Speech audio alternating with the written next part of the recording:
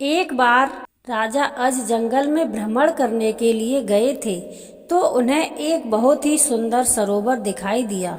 उस सरोवर में एक कमल का फूल था जो अति सुंदर प्रतीत हो रहा था। उस कमल को प्राप्त करने के लिए राजा अज सरोवर में चले गए, किंतु यह क्या, राजा अज जितना भी उस कमल के पास जाते, वह कमल उनसे उतना ही दूर हो जाता और राजा अज उस कमल को नहीं पकड़ पाए।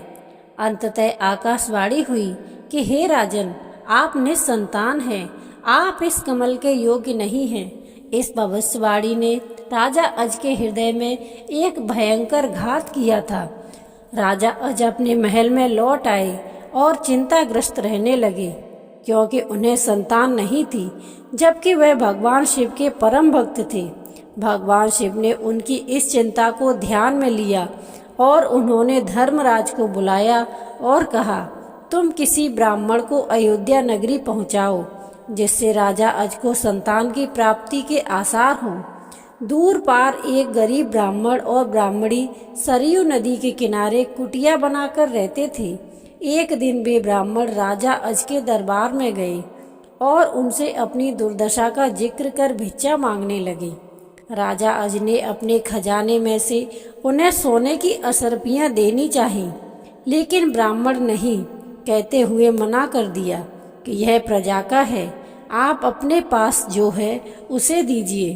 तब राजा अज ने अपने गले का हार उतारा और ब्राह्मण को देने लगे, किंतु ब्राह्मण ने मना कर दिया कि यह भी प्रजा की ही संपत्ति है।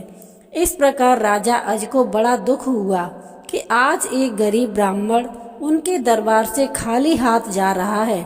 तब राजा अज शाम को एक मजदूर का वेश बनाते हैं और नगर में किसी काम के लिए निकल जाते हैं। चलते चलते वह एक लोहार के यहाँ पहुँचते हैं और अपना परिचय बिना बताए ही वहाँ विनय कर काम करने लग जाते हैं।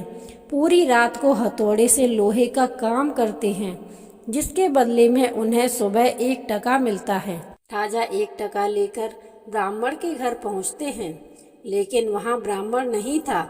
उन्होंने वह 1 टका ब्राह्मण की पत्नी को दे दिया और कहा कि इसे ब्राह्मण को दे देना। जब ब्राह्मण आया तो ब्राह्मण की पत्नी ने वह टका ब्राह्मण को दिया और ब्राह्मण ने उस टका को जमीन पर फेंक दिया। तभी एक आश्चर्यजनक घटना हुई। ब्राह्मण ने जहाँ टका फेंका था वहाँ गड्ढा हो गया। ब्राह्मण ने उस गड्ढे को और खोदा तो उसमें से सोने का एक रथ निकला तथा आसमान में चला गया। इसके पश्चात ब्राह्मण ने और खोदा तो दूसरा सोने का रथ निकला और आसमान की तरफ चला गया। इसी प्रकार से 9 सोने के रथ निकले और आसमान की तरफ चले गए। और जब 10वां रथ निकला तो उस पर एक बालक था और वह रथ जमीन पर आकर ठहर गया। ब्राह्मण उस बालक को लेकर राजा अज के दरबार में पहुँचे और कहा, राजन, इस पुत्र को स्वीकार कीजिए, यह आपका ही पुत्र है जो 1 टका से उत्पन्न हुआ है। तथा इसके साथ में सोने के 9 रथ निकले जो आसमान में चले गए, जबकि यह बालक 10वें रथ पर निकला, इसलिए यह रथ तथा पुत्र आपका है। इस प्रकार से 10 रथ जी का जन्म हुआ था।